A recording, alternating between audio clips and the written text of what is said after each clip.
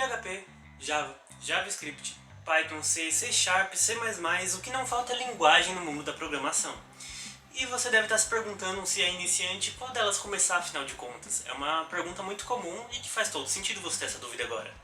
A ideia desse vídeo é te ajudar a responder essa pergunta e ainda com o bônus de um checklist de coisas que você tem que saber antes de cair de cabeça em uma linguagem de programação. Então, bora lá!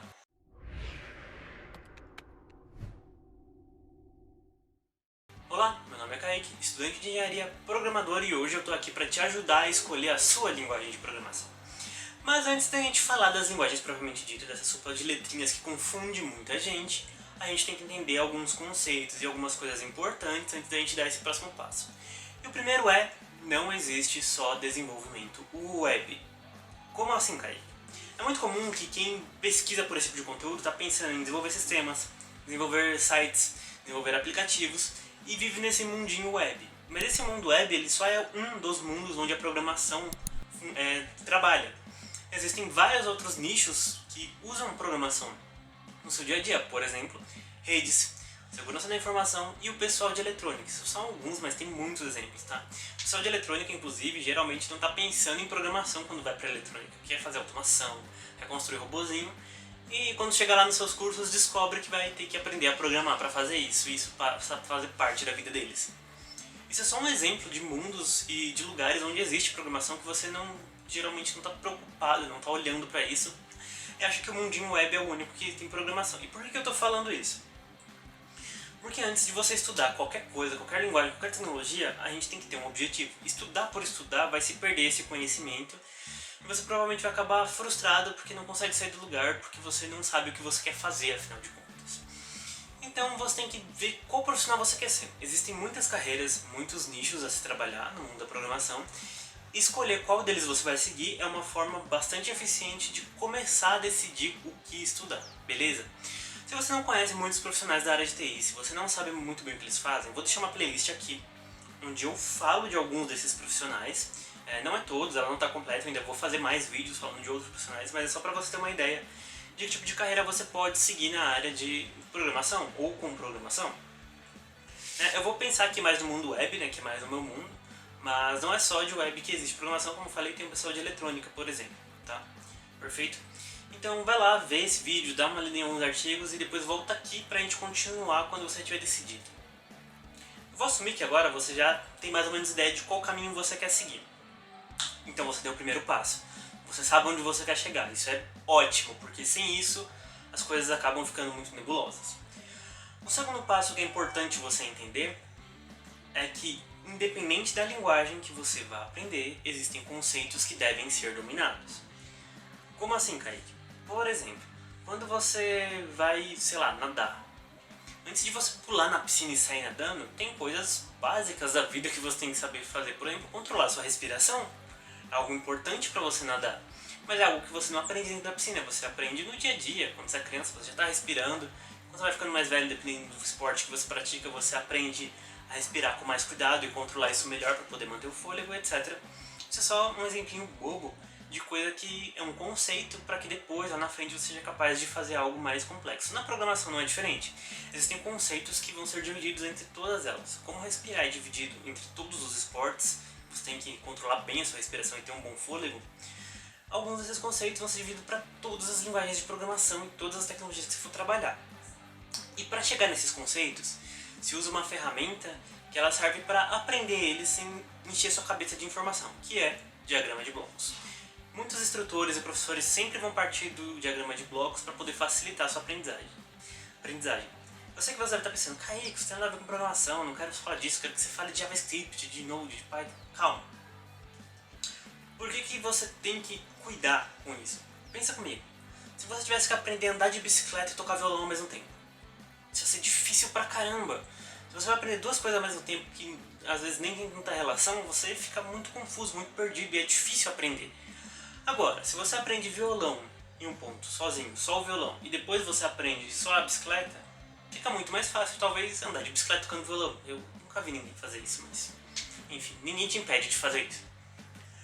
A questão aqui é que se você mistura as coisas é difícil de aprender. Então se você entra numa linguagem de programação, você vai esbarrar na sintaxe, na curva de aprendizagem dessa sintaxe, em configurar o seu ambiente e em conceitos de programação.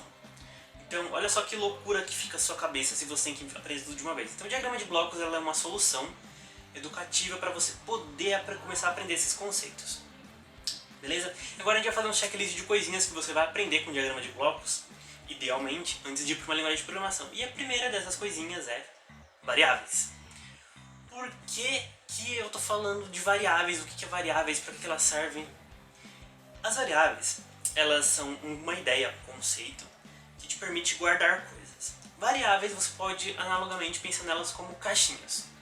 As caixinhas servem para guardar coisas e você precisa delas para organizar a sua vida, para organizar seu quarto, organizar seu guarda-roupa. As variáveis servem para ajudar a organizar um programa, porque às vezes você precisa de um valor que ele vai ser trabalhado, retrabalhado, calculado, recalculado. E sem as variáveis você não vai conseguir guardar essa informação por muito tempo, ou às vezes ela se perde, enfim. As variáveis têm essa premissa. É legal até falar aqui uma coisinha interessante, que quando você estiver falando com um diagrama de blocos, pensando em diagrama de blocos, você vai pensar em variáveis somente como caixinhas e acabou. Você quer guardar um nome, você quer guardar um número, é tudo variável, acabou. Mas em algumas linguagens de programação você vai ter as tipagens, né, estáticas. Todas as linguagens têm um certo nível de tipagem, mas às vezes tem a tipagem dinâmica, que a gente chama, que é a caixinha toma a forma que ela precisa tomar. Por exemplo, você quer guardar uma caneca e você coloca ela numa caixa em formato de cubo. Tudo bem, não tem problema. Não, agora você quer guardar um livro e você põe numa caixa de cubo também, não tem problema. A tipagem dinâmica fala um pouquinho disso, tipo, você coloca o que você quiser ali dentro. Certo? Agora a tipagem estática, ela meio que exige que você guarde as coisas nas caixinhas certas. Por que eu tô falando disso agora, cara? Por que você tá falando disso agora quando a gente tá falando de diagrama de blocos? Porque existe um preconceito de pessoas que estão iniciando na área que acha que tipagem estática é ruim. Só tô dando essa pequena ilustração para te mostrar que tipagem estática não é ruim, elas fazem sentido. E aí a gente já vai pro próximo conceito de programação, beleza? E aí você tem as linguagens que vão te exigir que você guarde as coisas nas caixas certas. Por exemplo, você não pode guardar uma caneca numa caixa de bolo, porque as coisas ficam bagunçadas. Quando você quiser achar rápido essa caneca, você vai procurar na caixa de caneca, mas você não vai esperar que ela esteja na caixa de bolo. E aí fica tudo uma confusão. A ideia da tipagem estática é justamente isso. Se você guarda as caixas no seu devido lugar, como por exemplo, caixas em um estoque que tem etiquetas, você não precisa abrir cada caixa para ver o que tem dentro. Está escrito na etiqueta o que é que está ali dentro. E daí fica fácil para você procurar essas coisas. E às vezes de um lado você tem caixas quadradas e do outro caixas redondas. Você sabe o que você quer é na caixa redonda. Você não vai nem perder seu tempo olhando para as caixas quadradas. Você ganha tempo, fica mais organizado, fica mais rápido de achar as coisas.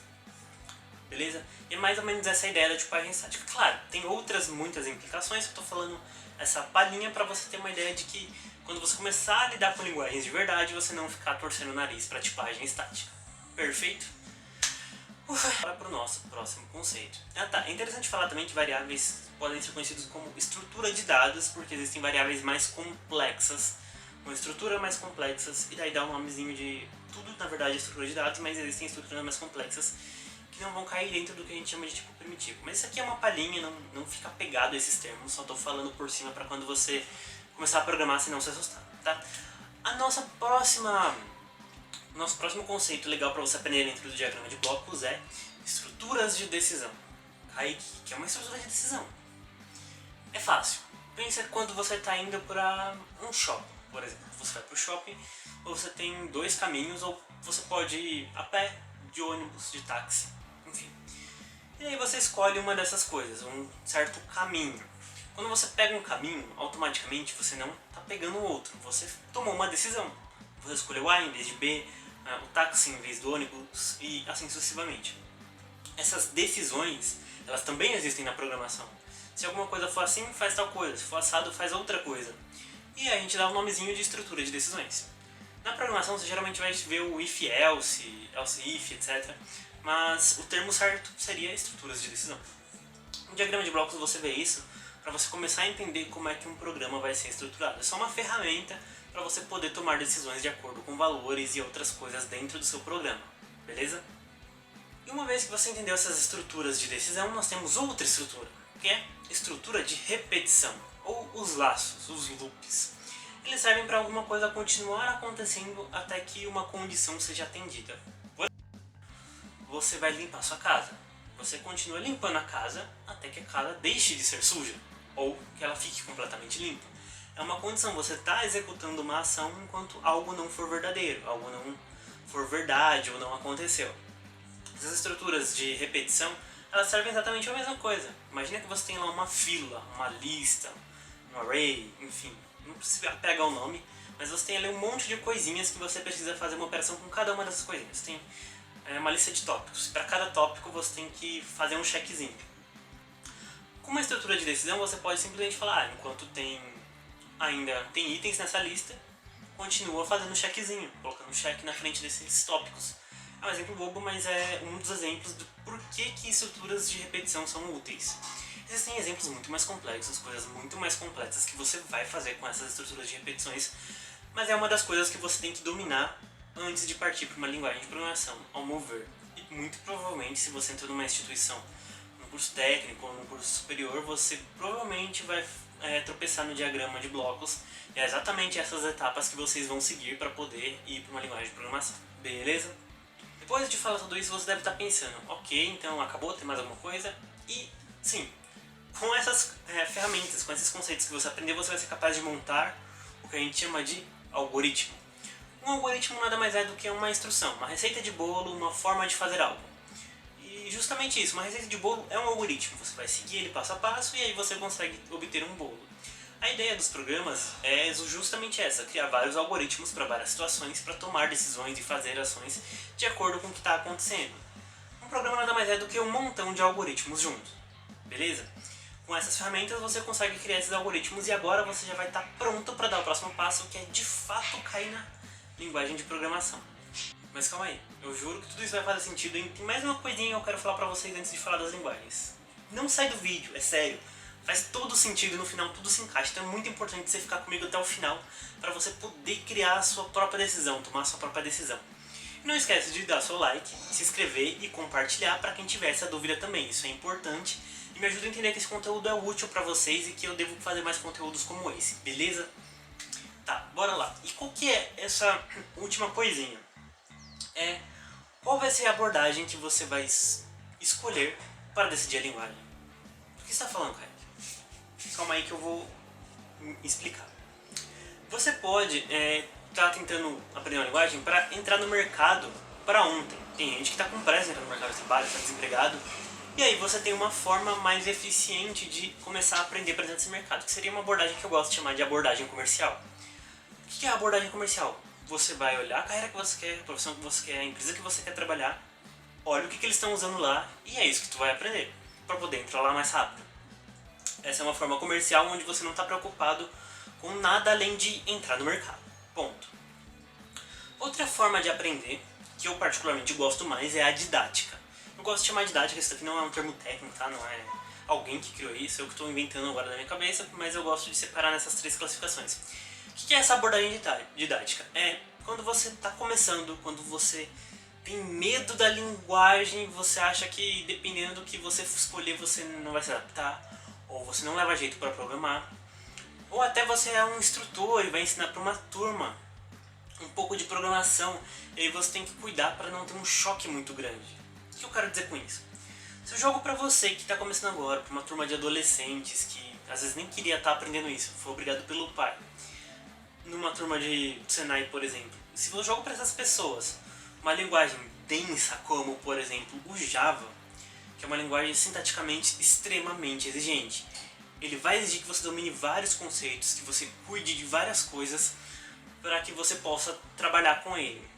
O famoso ponto e vírgula, né? Quem nunca esqueceu um ponto e vírgula, a aplicação explodiu e você ficou lá uma hora igual um idiota procurando ponto e vírgula. Claro, se você usa uma IDE, isso não acontece, mas eu estou falando ali nos primórdios, onde você está aprendendo, geralmente os professores não gostam que você use uma IDE tão completa. Você vai usar um Notepad, vai programar, para você pegar a sintaxe mesmo, e daí você vai descobrir que um ponto e vírgula muda tudo.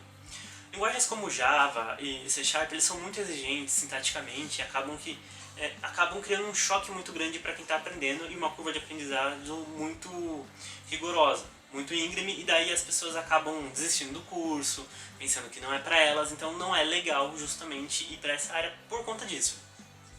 E para essa abordagem mais didática, Geralmente tem algumas linguagens que eu vejo que a galera tem muito mais facilidade de trabalhar, seja porque é fácil de montar o ambiente, seja porque a sintaxe é extremamente agradável.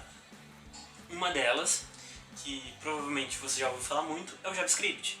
Você não precisa às vezes nem instalar nada na sua máquina, você abre o navegador e consegue codar em JavaScript. Ela é sintaticamente muito agradável, muito fácil, ela é dinâmica, ela tem tipagem dinâmica, então você não vai ter que se preocupar com tipos ali no princípio de tudo, no começo de tudo. Ela é muito boa para quem está começando e de fato existe um mercado, mas a gente não está preocupado com o cara comercial agora. Essa é uma das opções para você que está com medo de entrar nas linguagens de programação e acabar não se dando bem com isso.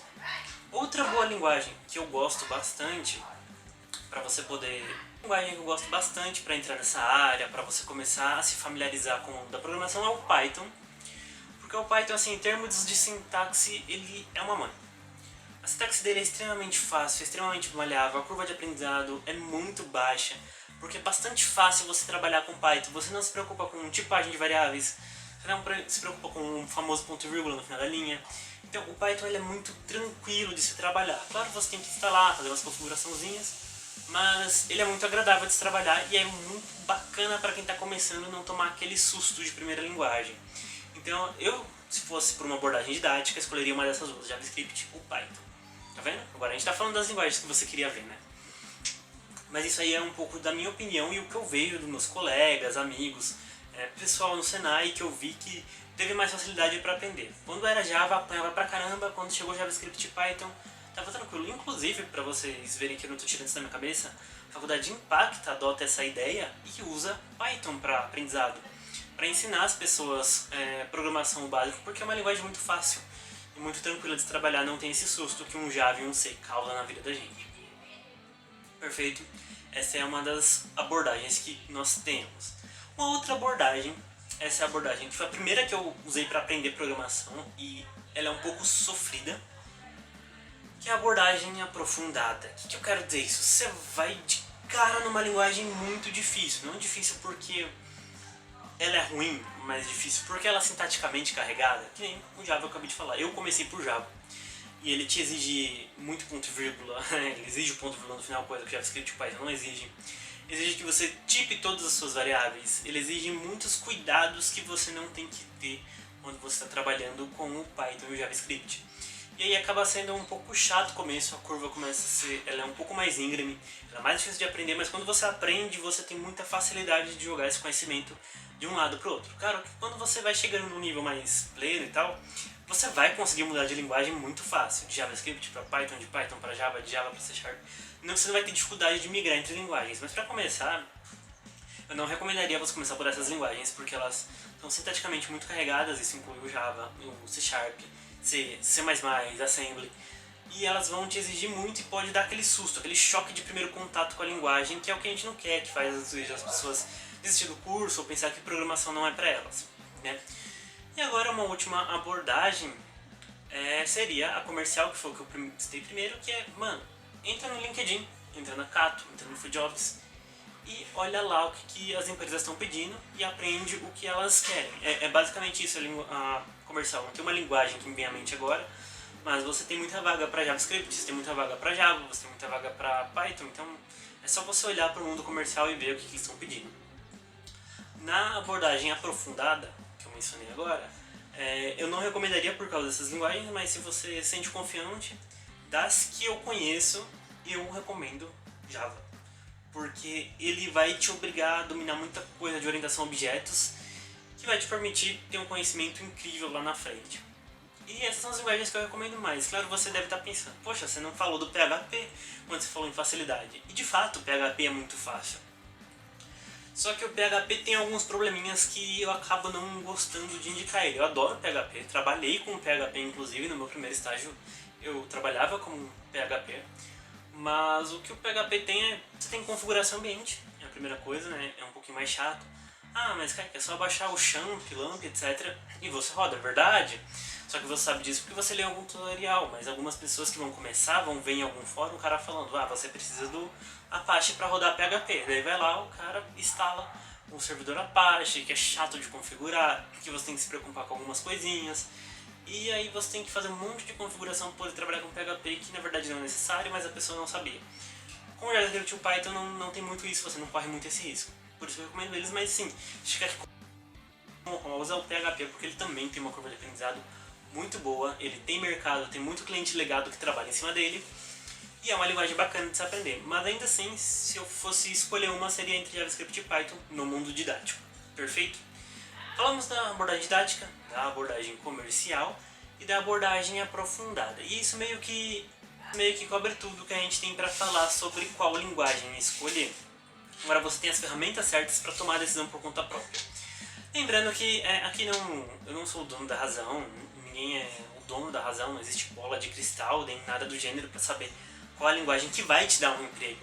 Mas não cai naquela história de eu vi a propaganda do fulano de tal falando que essa é a melhor linguagem do mundo. Não, eu vi a propaganda do João falando que aquela é a melhor linguagem do mundo. O que você tem que entender é que linguagens de programação são ferramentas. Não é diferente de um martelo, de uma parafusadeira, de uma chave de fenda. São ferramentas para o desenvolvedor, que pode ou não migrar entre elas numa boa. O que você tem que cuidar é que, independente da linguagem que você for começar, você tem que dominar conceitos muito bem, porque amanhã ou depois você vai mudar de linguagem. Todo mundo que eu conheço que trabalha com TI, cedo ou tarde muda de linguagem. E se você está apegado à sintaxe, voltando naquele papo que eu falei, se você ignorou o diagrama de blocos e está olhando só para a sintaxe, na hora que você tem que fazer isso em uma outra linguagem, meu amigo, você vai apanhar. Eu já vi profissionais que tomaram um feedback negativo de processos seletivos porque era tão viciado em um framework, que na hora de fazer o teste, fez todo um teste, tudo que foi pedido, com um framework lá, que fazia tudo sozinho. No caso, se eu bem me lembro, era Laravel. E o framework fez muita coisa sozinho. E tipo, se a pessoa tivesse que fazer na mão, ela não saberia. Então, cuida para não ficar viciado em sintaxe. Se você ficou viciado na sintaxe, sei lá, do PHP, por exemplo, na hora que você precisa mudar de linguagem, ou falar de forma explícita o que você fez sobre estrutura de dados, estrutura de decisões, sem codar, você se perde e você acaba se tornando um profissional meio que pela metade. Você só consegue trabalhar se for com aquilo. Imagina um mecânico que só sabe trabalhar com a chave de boca. Não é assim, um absurdo? E é exatamente isso que acontece quando você tem um desenvolvedor que só entende a linguagem e não o conceito por trás da programação. Que são esses aqui que eu falei, e tem muitos outros, como design patterns, etc. Mas não vou entrar no mérito, beleza? Espero que isso tenha te ajudado a tomar uma decisão, a escolher uma linguagem com mais sabedoria, né? E sem cair naquela conversinha de a melhor linguagem do mercado. E se isso te ajudou de alguma forma, se você acha que tem um amigo que vai se aproveitar desse tema, ou você gosta desse tipo de conteúdo, não esqueça de se inscrever no canal, ativar notificações para você saber quando tiver outros vídeos como esse. Manda pro seu amigo que vai ajudar ele. E você está sempre ajudando outras pessoas quando compartilha esse tipo de conteúdo. Se você acha que foi útil para você, pode ser para outras pessoas também. E é isso. Comenta aqui embaixo o que você achou desse vídeo, que linguagem você vai começar, se você já está aprendendo alguma. Deixa eu saber como é que é essa sua vibe de estudo, beleza? Valeu, falou, até mais.